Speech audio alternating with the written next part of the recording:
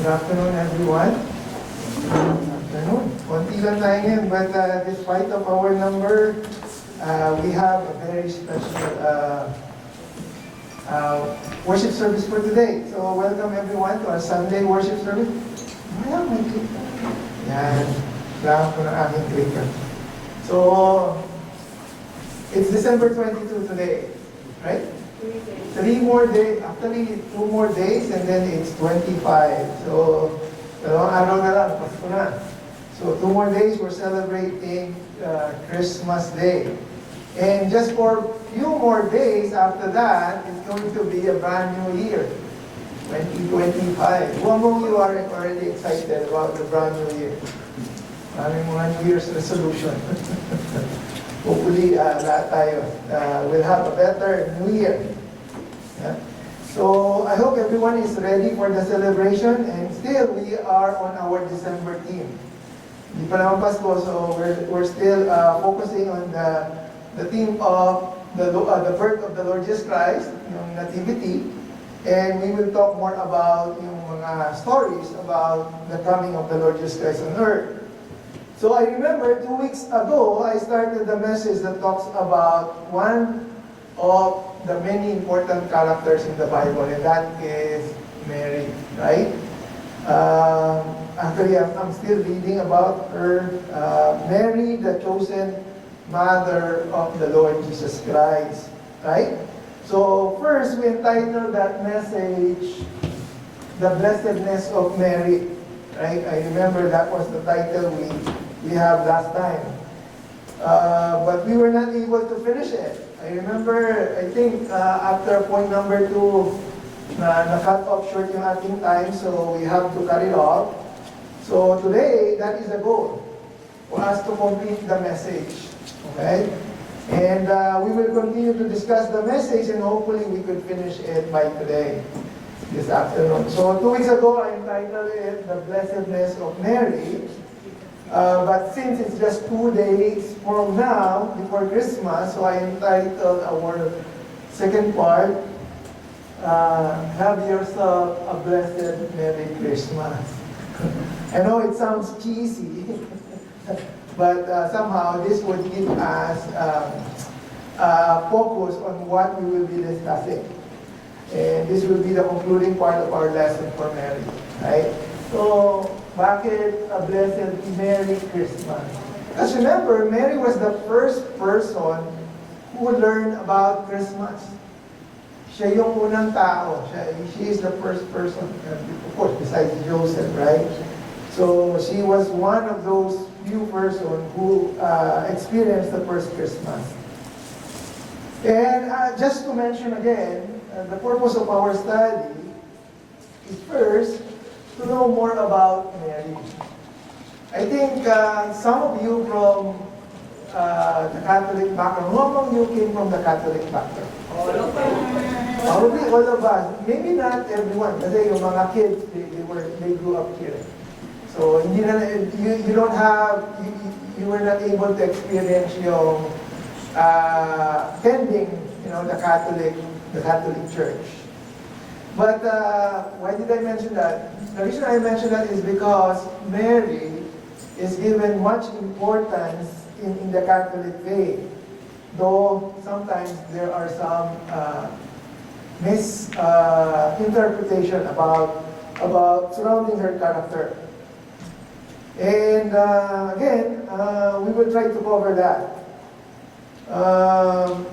We will try to understand, like I said, the life of Mary, learn some few facts about her, know what is true and what is not, then also learn why she is chosen and understand why she was truly blessed. Okay? So we will look into who she is not, who she really is, why she is chosen, and why she is truly blessed. And if you have your Bible ready with you, I'd like to invite you to open it in Luke chapter 1, verse 26 to 38. Okay, so this is to refresh ourselves with the passage that we studied last time. So if you were there, actually I have it on the board.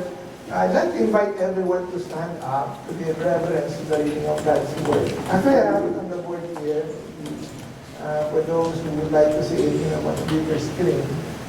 Okay, so this is what it says. Luke chapter 1, verse 26. In the 6th month of Elizabeth's pregnancy, what happened? God sent angel Gabriel to Nazareth, a town in Galilee. And this is to a virgin pledged to be married to a man named Joseph, a descendant of David. The virgin's name was Mary. The angel went to her and said, "Greetings, you are highly favored, and the Lord is with you." Mary was greatly troubled at his words and wondered what kind of greeting this might be. But the angel said to her, "Do not be afraid, Mary. You have found favor with God. You will conceive and give birth to a son, and you are to call him Jesus. He will be great, and he will be called the Son of the Most High. The Lord God will give him the throne of his father David, and he will reign over Jacob's descendant forever. His kingdom will never end." We continue on. Verse 34 says here, "How will this be?" Mary asked the angel, "since I am a virgin?" The angel answered, "The Holy Spirit will come on you, and the power of the Most High will overshadow you. So the Holy One to be born will be called the Son of God. Even Elizabeth, your relative, is going to have a child in her old age, and she was said to be unable to conceive in her 6th month. For no words from God will ever fail." "I am the Lord's servant," Mary answered. May your word to me be fulfilled." Then the angel left her. Okay, so let's offer this time first in a word of prayer. So let's pray. Our Heavenly Father God, Lord, once again, we are so thankful and we are so blessed, Lord God, that you have given us the chance and the privilege, Lord God, to come here, to worship you, to praise you, and to listen to your word, Lord God. Lord, we pray that whatever we have in mind, Lord, remove it, and so that we could only focus on what you would like us to understand this afternoon. And Lord, we entrust everything to you. And we pray, Lord God, that you will be the one, Lord, to deliver this message. Be the preacher, Lord God, be the speaker. And Lord, be glorified in our midst. This we pray in Jesus' name. Amen. So, now sit down. Again, the title of our message is A Blessed Merry Christmas. And again, this is a part 2 lesson from the life of Mary, the mother of Jesus. But before we jump back to where we left off last time, let's do some recap first. Let's do some review. So, we could refresh ourselves what we already covered so far. I remember the first part of our introduction last time, we focused on the idea on why should we study the life of Mary. Bakit nga ba? Why do we need to study her life? Actually, we have 3 main reasons as to why we study the life of Mary. First, because we know that we could learn something from her life. Lahat naman ng character sa Bible, there is always a lesson, right? Just like any Bible character, we learn from the Bible. We can always draw some inspiration or lesson from their life. Okay? Second reason is because she is an important and special person in the Bible. Now, among the many religions around the globe, Mary is well known according to the Bible. She was uniquely chosen and the one and the only person who received the holy gift of being the mother of the Lord Jesus Christ. Right? Meron siyang special privilege or special task that was given to her. She was selected and tasked by God to carry a special role to be the earthly mother of the Lord. And because of that, she became very significant figure in Christianity. Naging popular si Mary. And just like what I was saying a while ago, Even when I came from a Catholic background, she was given more importance. Okay?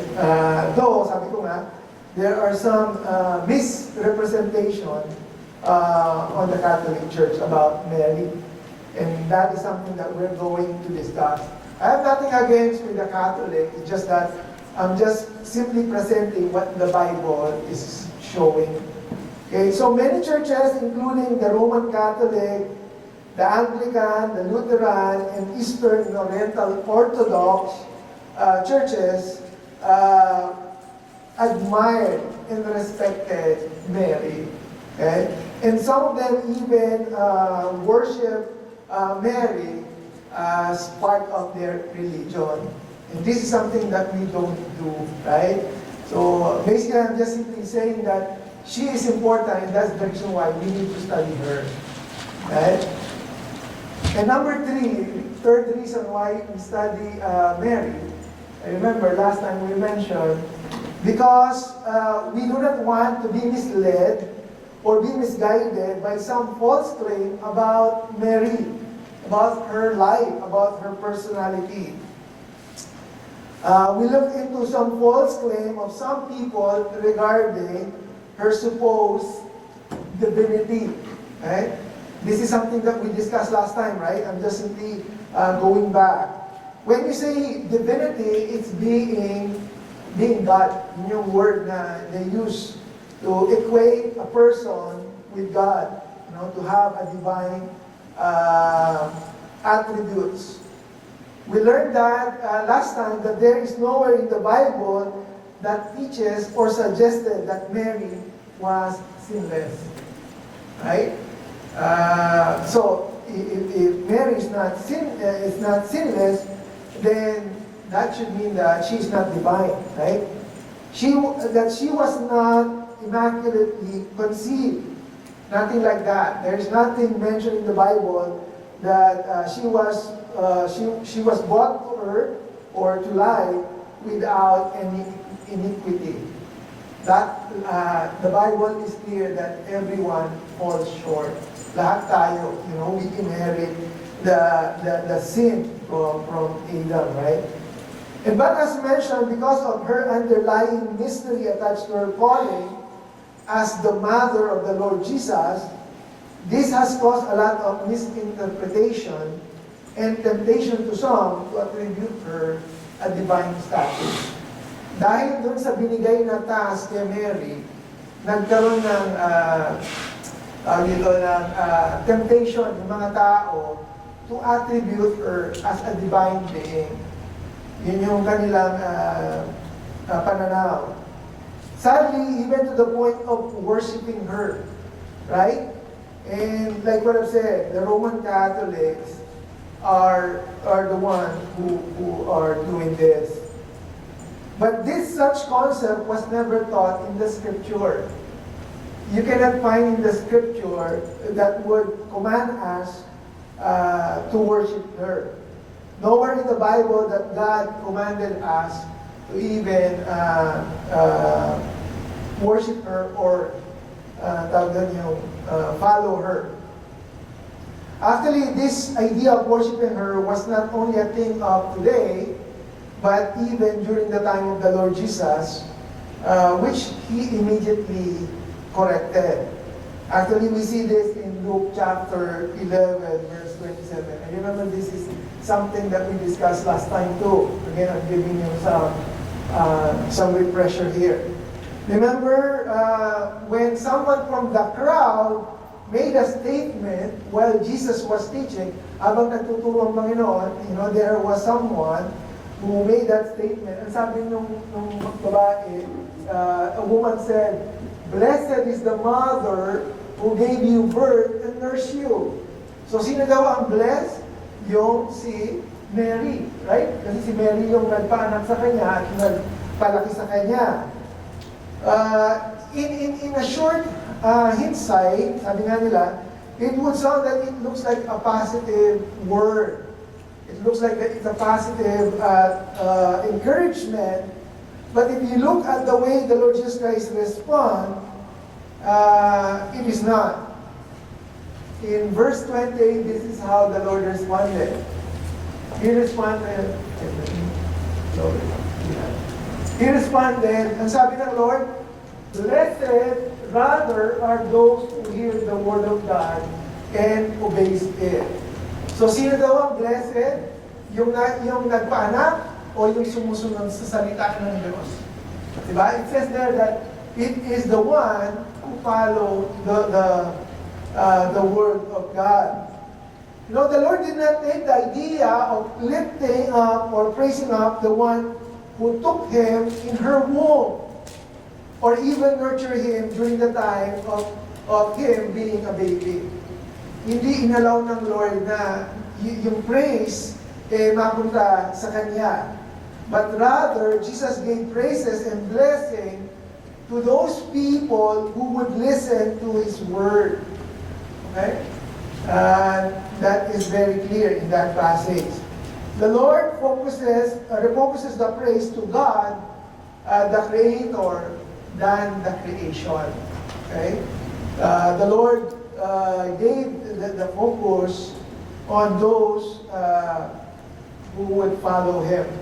So we concluded that Mary was a special person, but she is not divine. She cannot be equal with God. Okay?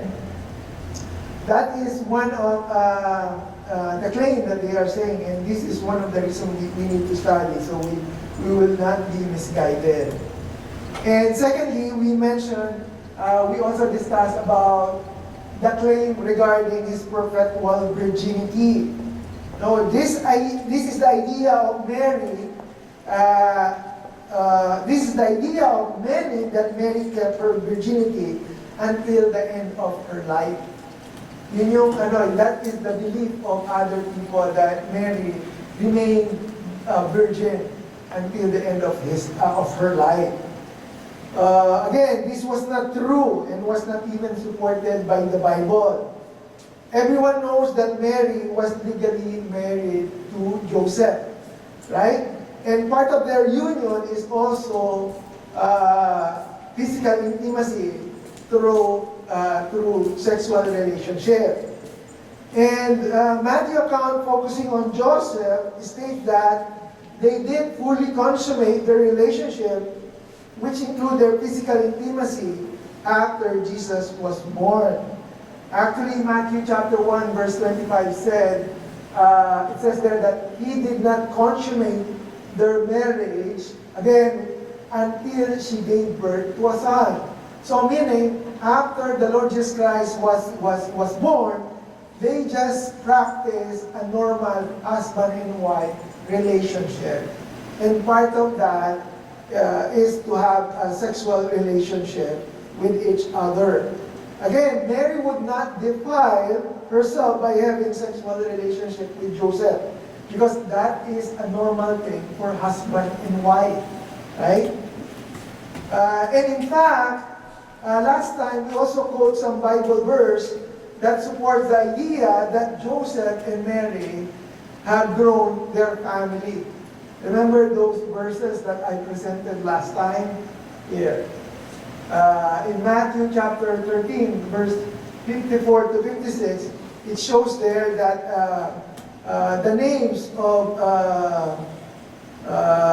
the Lord Jesus Christ's brothers, James, Joseph, Simon, and Judas.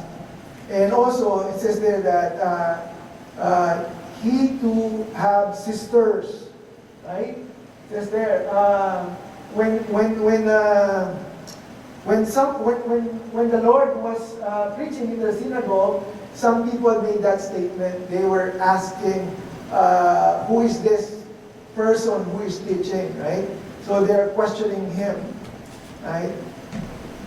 And also there are some verses that we saw that Mary was with Jesus' brothers, right? These are the verses that I showed you last time. And just like her claim for her divinity, we concluded last time that the idea of her perpetual virginity could not be drawn from the scripture, and it would only be forcefully speculated. And even if it happens And let's just say, for the sake of argument, that Mary kept her virginity up to the end of her life. That would not still even gave her the claim to be divine. Because the truth is, there's so many virgins who already died. Meron naman may mga tao na hindi naman nag-aasawa, right? And they kept their life virgin until they died. That doesn't mean that they are divine. So, I'm just simply stating that this has no bearing with regards to the claim of her divinity. And again, those are the reasons why we study her life, right? Number one, to draw lesson and inspiration from her life. Second, to understand her importance as deemed by the Lord.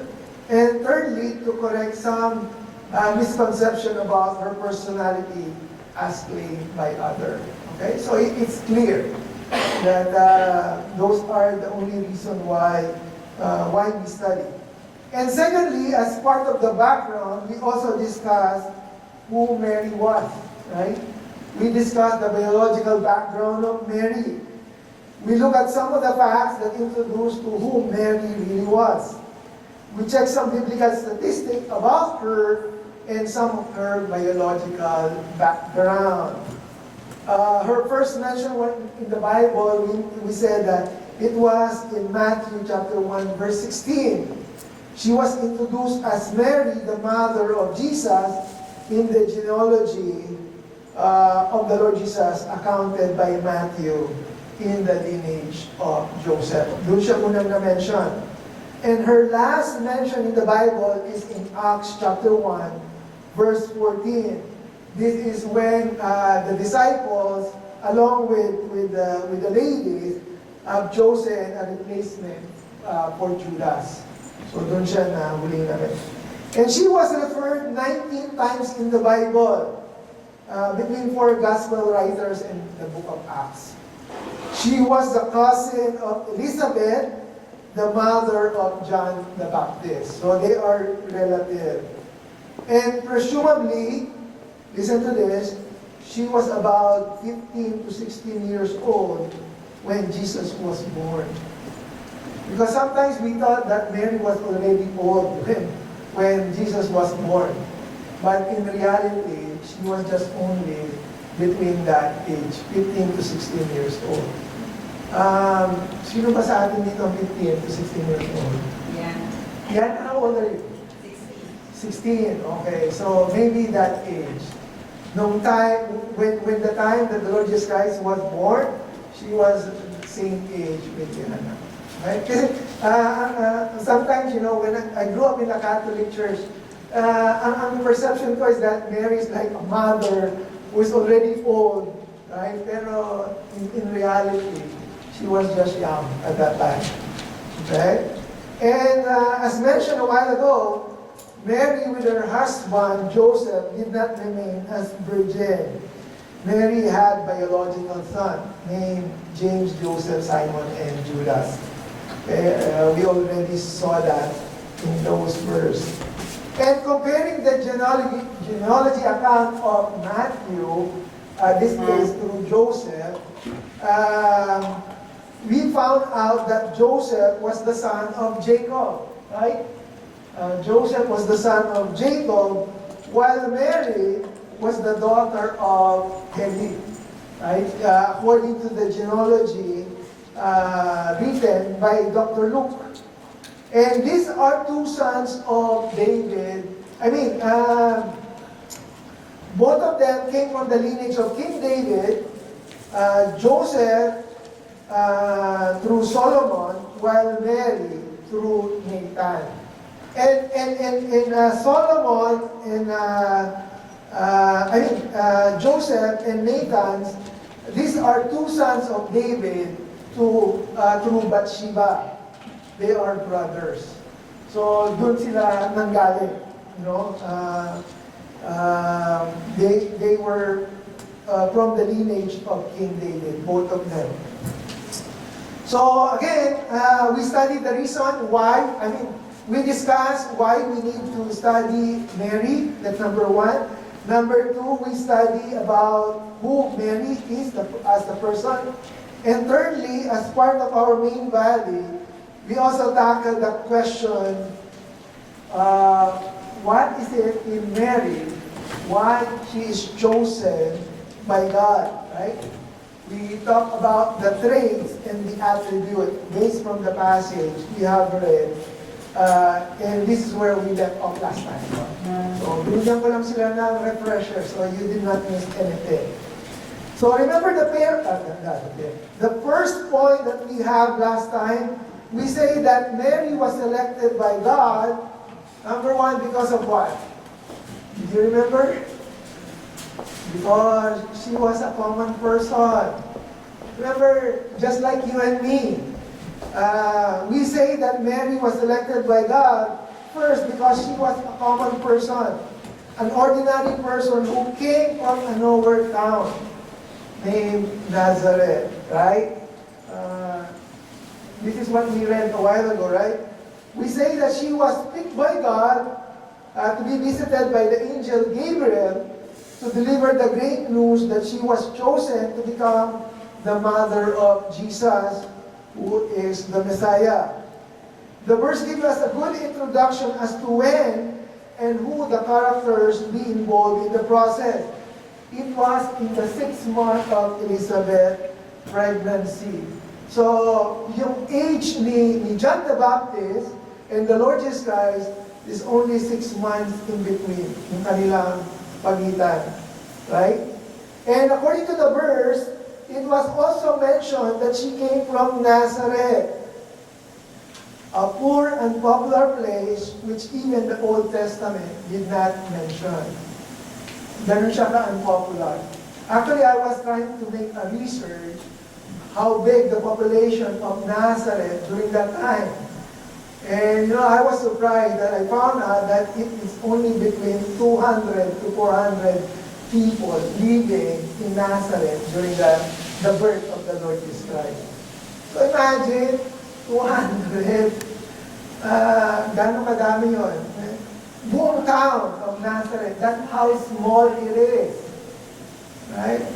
And what is it saying to us? What is it telling us? Right?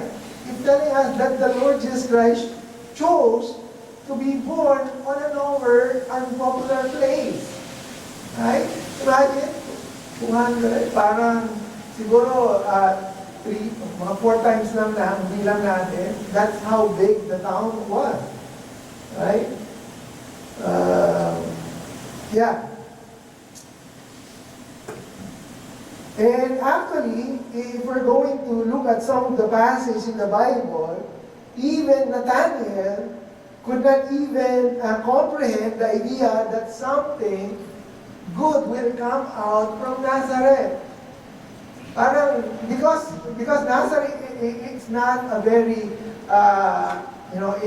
because it's a very unpopular place, look at what Nathanael said here. Philip found Nathanael and told him, "We have found the one Moses wrote about in the law and about whom the prophets also wrote, Jesus of Nazareth, the son of Joseph." And look at what Nathanael said. Nazareth? Meron bang mabuting lalabas dyan? Or can anything good come out from there? So, ganun ka-notorious. That's how yung kanilang ganun sila nililabel ng mga tao. Na hindi sila sikat, hindi sila popular. It's an unknown place, right? So dito nang galing si Mary. And according to historical studies, just like what I mentioned, it's just only between 200 to 400 people were living there. And primarily, the people who lived there, they were farmers, tradesmen, or herding animals.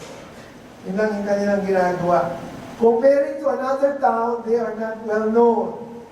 And just like what we have said, Mary is a common, or ordinary person, just like you and me. Okay? One of the reasons why she was chosen, God did not choose someone who is popular. God did not choose a place where, like a kingdom, but in a humble place, Nazareth. Right? So,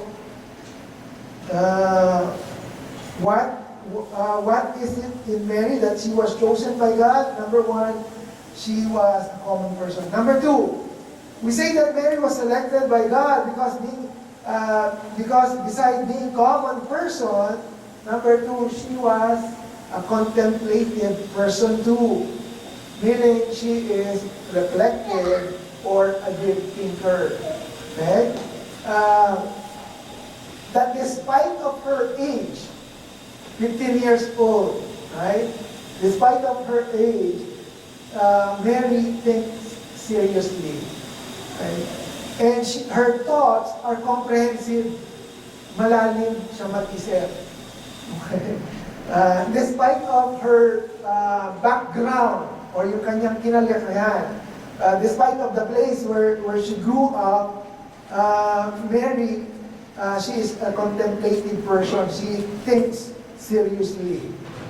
And we could see this on this verse. It says there, the angel went to her and said, greetings, you who are highly favored, and the Lord is with you. And this is how Mary responded. She was greatly troubled at his words and wondered what kind of greeting this might be. The Bible states that she was troubled, right? And in this context, it means she was triggered, stirred up, perplexed, overwhelmed. Not with the presence of Angel Gabriel. Hindi siya natakot kay Angel Gabriel. But she was perplexed and troubled with the statement made known to her. Doon siya na-troubled, doon sa sinabi sa kanya. And that is where she wondered. Mary was overwhelmed, and it says there that she wondered, which means she highly thinks about the news that she receives. Parang, ang ibig sabihin nun. That is what it meant. Despite of her young age and inexperience and innocent life, she was not shallow, but rather reflective. Iniisip niya. Unlike, just like what I mentioned last time, unlike with many nowadays, she just don't do things without putting any thoughts on it. Hindi siya yung gumagawa ng bagay na hindi niya pinag-iisipan. Okay? Mary, besides being a common woman, she is a contemplative person too. And I remember, I guess this is where we left off last time, right? Yung second point. So let's move on to our third point. Okay? She was chosen by God because she was a common person, she's a contemplative person, and the third point, Mary was selected by God because she is a curious person. Third C. Okay? Curious, not the general negative connotation of being curious, but the positive aspect of it. When we say curious, it means she is interested.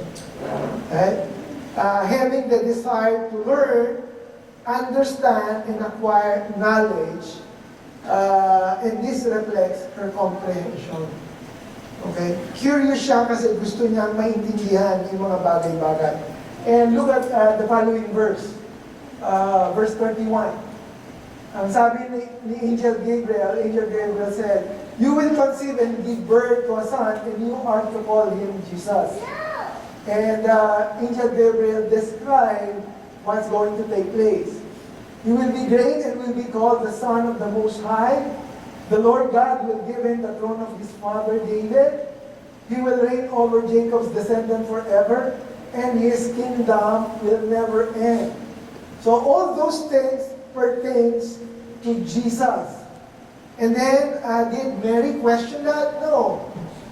Mary questioned the fact on how this will take place on her.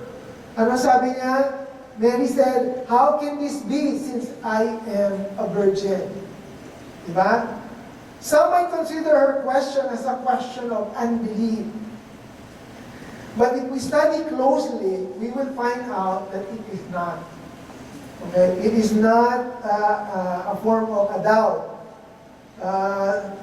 Because number one, if it does, then the miracle would have happened to someone else. Kung meron siyang doubt, if Mary has some doubt, then the miracle could probably happen to somebody else, not to her. Or if it is, then there would be consequence similar to Zechariah. Remember Zechariah, the husband of Elizabeth? Because of his unbelief, his doubt for Elizabeth's pregnancy, he was put into silence until the birth of John the Baptist. Remember the forerunner of the Lord Jesus Christ? Mary responded with a very practical question. First, because this has never happened before. In the history of the Old Testament, this never happened. Yes, there are some women who gave birth, but there's always a husband involved. This is the only time that a woman would give birth, but there is no sexual relationship with a husband. Okay?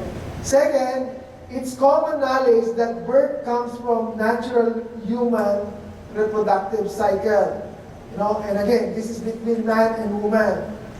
But with Mary, this is unique because there would be a baby without a man, because she would be conceived by the Holy Spirit. So this triggers curiosity in Mary to seek for logical answer, right? Do you get what I'm trying to point out? This is something unique. Kaya nagkaroon siya ng curiosity. Right? So now let us see the last section of the passage and see how the angel responded to Mary's desire for understanding and for seeking knowledge. Let's look at verse 35. This is what the angel said. The Holy Spirit will come on you, and the power of the Most High will overshadow you. So the Holy One to be born will be called the Son of God. Even Elizabeth, your relative, is going to have a child in her old age. And she who was said to be unable to conceive in her 6th month, for no word from God will ever fail. And look how Mary responded. I am the Lord's servant. Mary answered, may your word to me be fulfilled. And then after that, the angel left. So what can we see here? What can we see here besides Mary being common, contemplative, and curious? What can we say about Mary here? So the fourth point, the reason why Mary was chosen by God is because Mary is a courageous and confident person. Despite of some answers and uncertainty of the situation, Mary placed her faith in God and bravely faces whatever challenges she will get herself into. Imagine a 15-year-old young girl will face all this kind of thing with uncertainty. But how did she respond? With courage. And she was confident, right? And just to highlight, all this thing took more than trust in the Lord than we might think, because Mary agreed to receive pregnancy that would be seen suspicious. Kasi how can I explain this?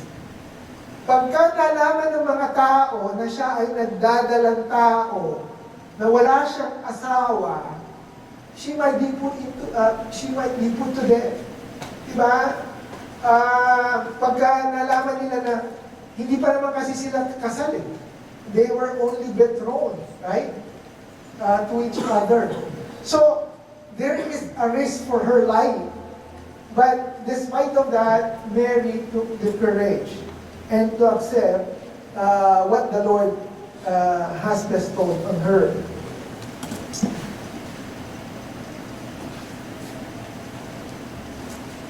The culture at that time would penalize any adulterer that will be found out. And that is something that Mary is putting her life into to risk. So now going back to the question, why Mary? Mary was favored to receive a mission task to become the vessel, to become the channel between God and man, and to have a special participation for God's redemption. Meron siyang special participation sa redemption ng mankind. And this is by becoming the earthly mother of the Lord Jesus Christ. Have you ever imagine, yung trust na ibinigay sa kanya ng God the Father? The trust that God the Father have given to Mary. Ikaw ba, you would entrust your son to be driven by somebody? Do you get my point? Papayagan mo ba yung anak mo na baby mo na ipagdadrive ng kahit sino? No, right?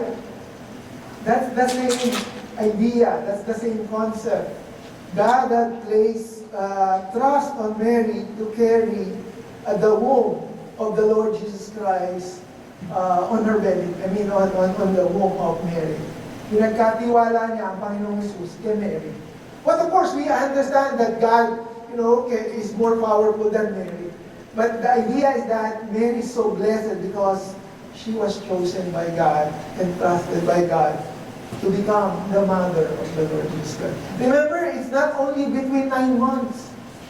Mary will become part of Jesus' life for how many years? 30 plus years. Right? So, I don't know if you see that, but that is how I see it. The way, God has placed that special privilege to Mary. And again, like what I've said, why Mary? Because number one, she was a common person. Because yan yung ultimate plan of the Lord, to have God to be born in a humble way. So a common person, contemplative woman, curious, courageous, and confident. Those are the qualities that God find favor in Mary to become part of His great plan to save man from man's iniquity. So those are just, qualification or special attributes of Mary, that why she was chosen. But that doesn't mean that because of that she was blessed. Okay, don't get me wrong. She was not blessed because she was courageous, she was contemplative, she was curious. No. Because any one of us can be like that. Okay, and this is the reason why we will move to our application. This is where I will end. The application. Now that we have seen the importance of studying Mary, that's our first point. Now that we have learned some of the true and false information about her, now that we know some important background about Mary, and now that we understand why she was selected and chosen by God, now let's answer this question. Why is Mary blessed? Right? Like what I've said a while ago, yung kanyang attributes can be an attribute of any one of us. But that doesn't necessarily mean we will be blessed because of that. And I would like us to understand why she is blessed based through her song. And this can be found on Luke chapter 1, verse 46 to 55. And again, this is where I would end. Sometimes they call this the Magnificat. This is the song of Mary. Right? Why is she blessed? Let's study her song. Okay, this is her song. Allow me to read it. It says here, my soul glorifies the Lord. Again, this is a song, right? And my spirit rejoices in God my Savior. For He has been mindful of the humble state of His servant. From now on, all generations will call me blessed. For the Mighty One has done great things for me. Holy is His name. His mercy extends to those who fear Him from generation to generation. He has performed mighty deeds with His arm. He has scattered those who are proud in their inmost thoughts. He has brought down rulers from their thrones, but has lifted up the humble. He has filled the hungry with good things, but has sent the rich away empty. He has helped His servant Israel, remembering to be merciful to Abraham and his descendants forever, just as He promised our ancestors. So why is Mary blessed? Okay, I have listed four reasons out of the many. Okay, and this is where I'm going to close this message. Number one, Mary was blessed because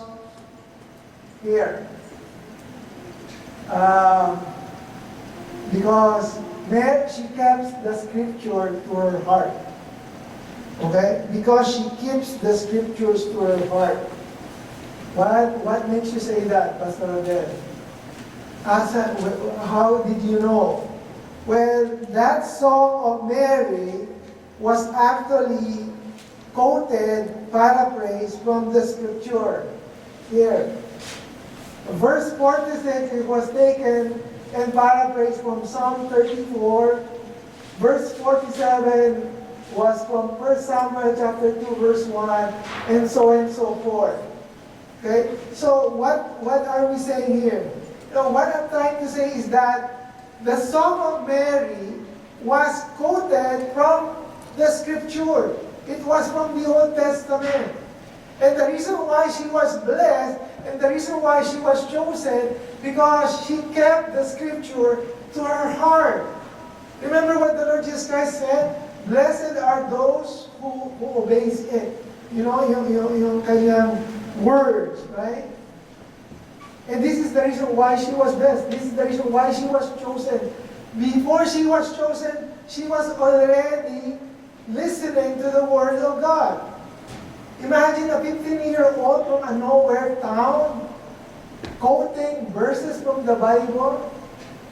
15 years old. I was looking at myself 15 years ago. What am I doing during those times?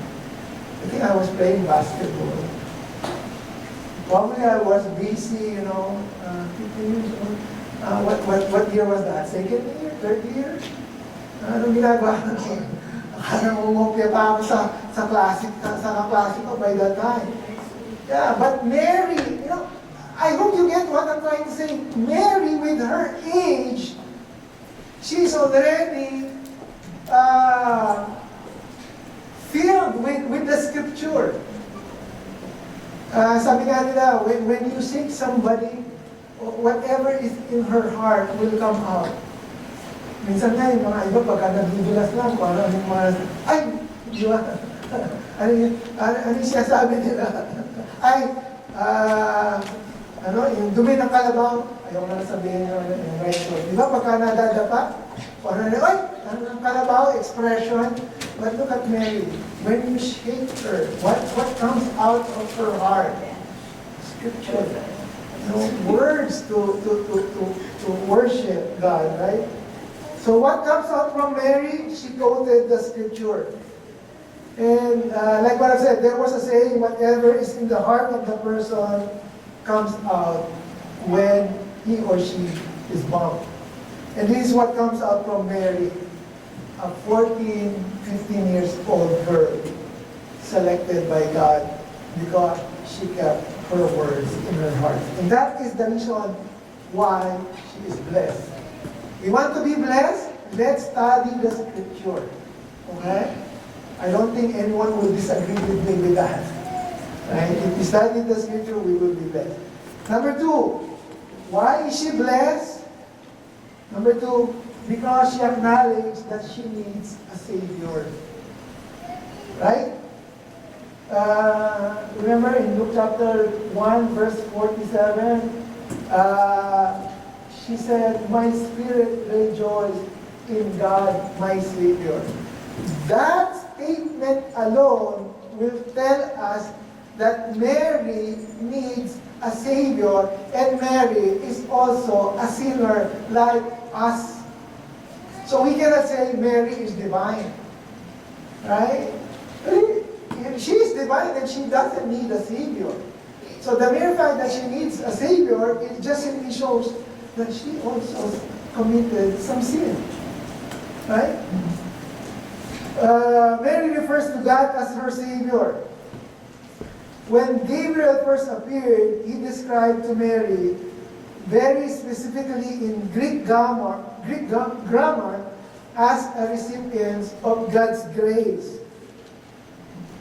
Remember in, where was that? Okay, tapos na ako just wanted to point this thing out. In, here.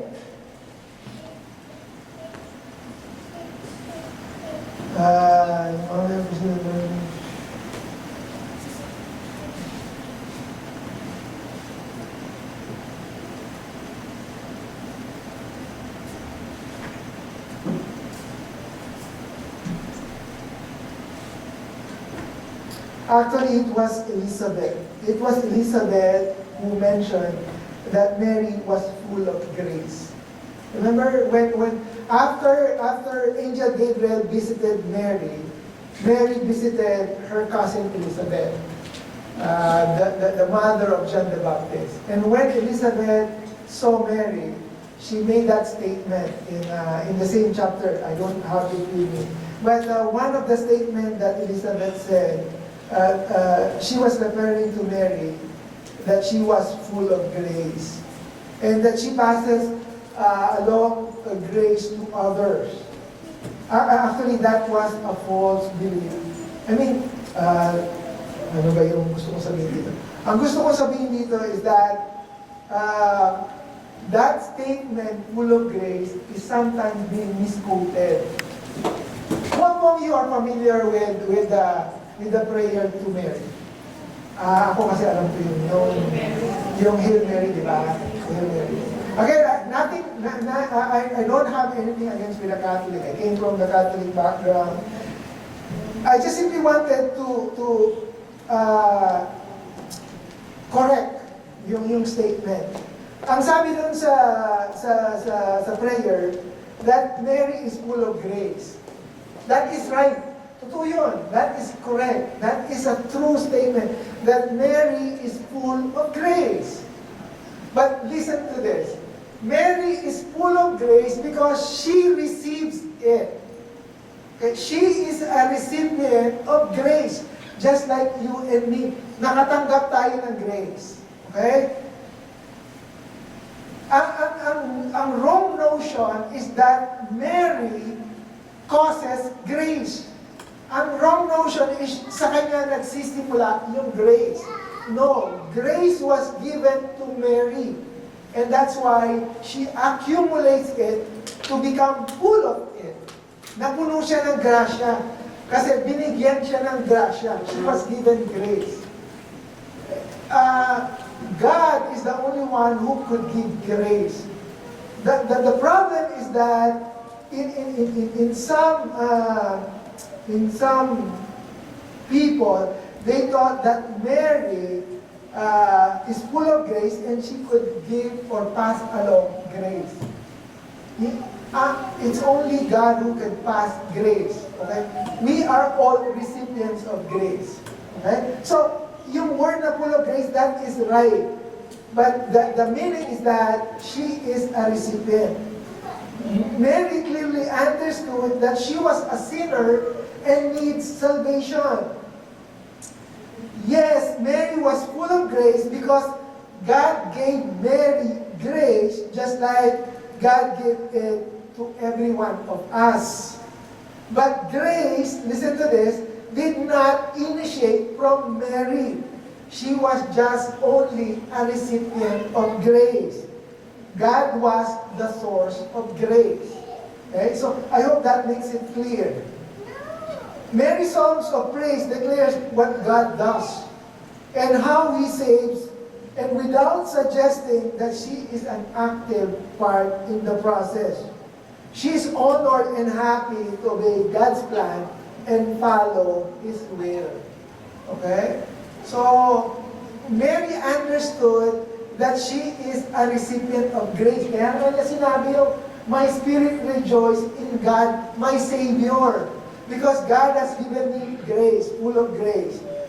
The only thing that, like what I've said, that I don't agree with the prayer is when you hail her. Because there is no statement in the Bible that suggests that we worship her. Okay? But Mary full of grace, yes, that is true. Just like you and me. We are all full of grace. Okay, so that is the reason why she is blessed. Because she needs a Savior. And a person who recognizes and realizes that she needs a Savior, that is the start of God working in our life, and we could be blessed by that, right? Because unless you recognize that you are a sinner and you need grace, you won't be blessed.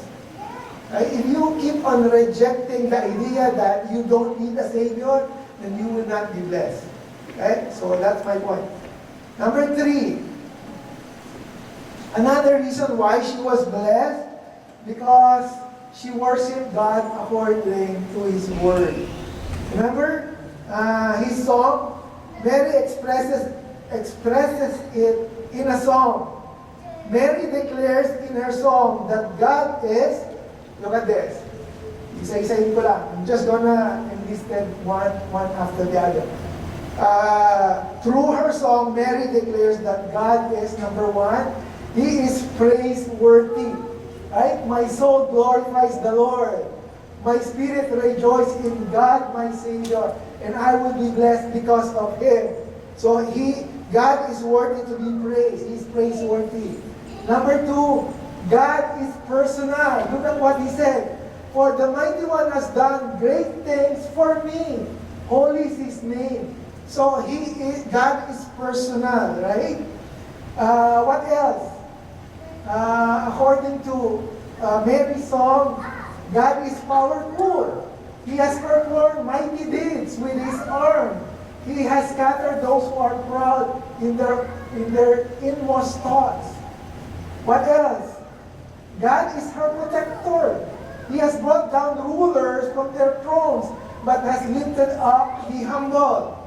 What else? According to Mary, how she worshipped God, God is her provider. He has filled the hungry, and He has helped His servant. And lastly, according to Mary, how we praise God, God is her promise keeper. He said, He to Abraham and his descendant forever, just as He promised our ancestor. So Mary was blessed because Mary worshipped God through His Word, declaring God's attributes. Right? So that is another way of us being blessed. When we sing a song, make sure we praise God, right? We utter the attributes of God. And lastly, why is she blessed? Because here, she faithfully submits to the will of God. Right? It says there, I am the Lord's servant, may your words be fulfilled to me. Okay, that is the beginning of how we could be blessed. Mary was especially blessed by God through her role in His incarnation. Mary seems to understand that that bearing the Son of God is a profound honor and responsibility. Mary is the first person to hear and witness the message of salvation. She is the only person that was present during the birth and the death of the Lord Jesus Christ. She was given the privilege to be the only person to carry the Lord Jesus Christ in her womb. And she was privileged to witness a perfect life living with her throughout her entire life. Did you imagine how difficult the life of Mary was? You know, to have someone living under your roof who is perfect. Paano mo papagalitan yung isang tao na perfect? Diba? How can you? She was living with the Lord Jesus Christ. It's a hard task. No? Mahirap yun. I couldn't even imagine. Right? Let's conclude. Again, you know, there might be possible reason as to why she was blessed by God. But this is what we focus on now. I know there are many reasons. And as we celebrate Christmas in the next 2 days, I hope we learn something from the life of Mary. And one thing for sure I learned from her, and this is just something that I would like to share, is that, listen to this, her theology has changed her biography. What do you mean by that? Her theology has changed her biography. Means the way she understands God changed her whole life forever. Kung paano natin maintindihan ang Panginoon sa buhay natin, this will also change the way we live our life. Just like Mary. And I hope through the study of Mary's life, especially during the first Christmas, we have learned the true meaning of the season. We could reflect on the true meaning of Christmas just like Mary, and that is to realize that we all need a Savior, and that all of us must submit to what God wants for us. Again, there's so many things that we could learn from Mary, but for this, I hope yung kanyang submission to God will mark in our heart. And with that said, again, I wish you all to have a Merry Christmas. Let's close this in prayer. Our Heavenly Father God, Lord, once again, we are so grateful and thankful, Lord God, for this opportunity, Lord God, that we could understand, Lord, Mary, that special, important person you have given the privilege of being the mother of the Lord Jesus Christ. Lord, sometimes we tend to neglect, Lord God, the importance of how you treat her, Lord God, and how you have given her the privilege. And Lord, I personally pray, Lord God, that you would help all of us here to reflect on her life, to serve as an example, Lord God, on how we should live our life as well. Lord, thank you for opening our eyes, Lord God, for giving us the understanding of how we should treat Mary, Lord God, as one of your Bible characters. Lord, thank you once again, and we bring back all the glory to you. This we pray, Lord, in Jesus' name. Amen.